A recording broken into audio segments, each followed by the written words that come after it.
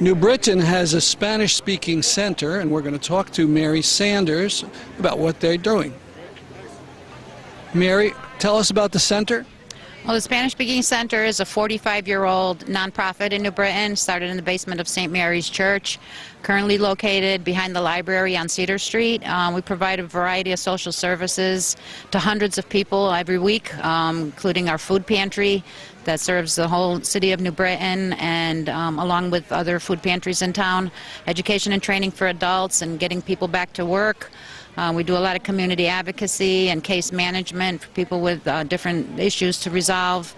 And we have our Youth for Peace program. The Youth for Peace program is here today. A bunch of our young people are selling jewelry and some other items to raise money for their trip to the Martin Luther King Center next month. We put the youth through an 8-week training in nonviolence and conflict resolution, and they learn how to gather information about different issues and how to become involved civically to make changes in their community. And how is the recession hitting New Britain? Oh, the recession has hit us very hard. We had to close one of our food pantries last year when the governor rescinded our contract and cut our budget by 33%. The total agency budget right now is around $200,000, and that's not a lot of money for all the work we do. But as our funding gets cut, we still see more and more clients in need of services. Have there been factory closings and such? Oh, well, through the years, New Britain, was always known as hardware city of the world. I'm born and raised in New Britain, so I've seen a lot of factories leave through the years. We had a couple new employers come in recently, but it doesn't make up for all the loss we've suffered. And affordable housing is a big issue in New Britain, and there's just a lot of people, out of work and struggling to make ends meet. Now, years ago, New Britain was known for its Polish community, but now it has a very big Spanish community. Yeah, the Polish community definitely is a large part of New Britain, and we actually have Polish-speaking staff at the center to accommodate that. The Spanish-speaking communities is debated to be between 28 to 33% of New Britain, and I think the Polish population is probably 25 to 28% also. We have 4-language capacity at the center because we have clients coming to our agency from so many diverse backgrounds. Well, thank you very much for this interview. Oh, let me ask you one thing. If people are interested in getting in touch with you, is there a phone number or website? Right, yeah. Our phone number at the center is area code 860-224-2651.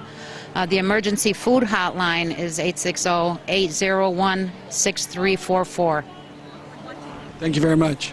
You're welcome. Thank you.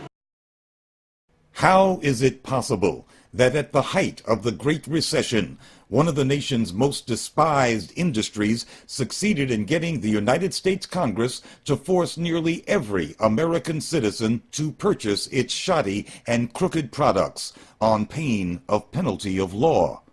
The insurance industry bonanza of 2009 could not have happened had Barack Obama not been elected president.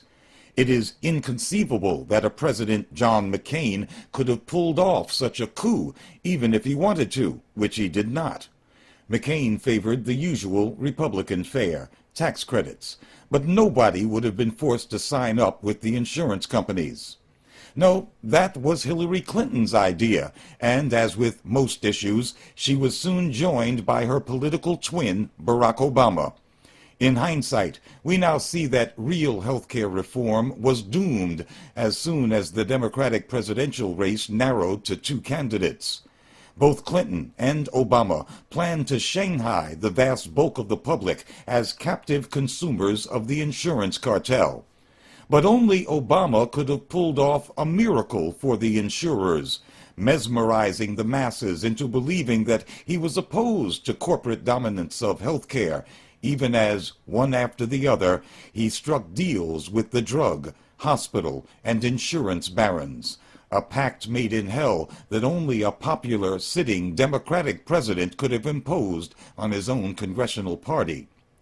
The final vote has not been bought or sold, but the fix has been in ever since Obama set foot in the White House and immediately went about marginalizing single-payer supporters. As Business Week magazine titled its cover story back in August, the health insurers have already won. The 57 congresspersons that vowed to vote against any health care bill that does not include a robust public option will shrivel to a few handfuls of men and women when the crunch comes. a defeat made more ignominious and unnecessary when it's considered that single-payer health care is still supported by two-thirds of the public. However, with the health corporation's guy in the White House, the country faces years of the 2% solution, whereby only about 6 million people, or 2% of the population under 65, will belong to the puny, overpriced public plan. This should have been the year for single payer, or something close enough to it that the real deal might be achieved in another year or two. Some optimistic folks still think real healthcare reform can be resurrected sometime soon to replace Obama's disastrous legislation. But that would be extremely difficult. Obama is establishing a private system backed by the federal government that will envelop virtually every citizen. The insurance industry will emerge vastly more powerful, buttressed by newly created public-private structures nearly impossible to dismantle, absent a general political upheaval in the United States. The Obama bill is not the lesser of evils. It is not a matter of allowing the perfect to become the enemy of the good. The establishment of a privatized, state-backed monopoly on health care is an unmitigated evil that could require a vast movement, many years of struggle to reverse. What, then, has Obama wrought? He has delivered to the bankers every available bit of the nation's wealth and its full faith and credit. And to the insurance industry, he has entrusted the lives of 98% of our citizens. All this in less than a year. Is he not a great man? For Black Agenda Radio, I'm Glenn Ford. On the web, go to www.blackagendareport.com.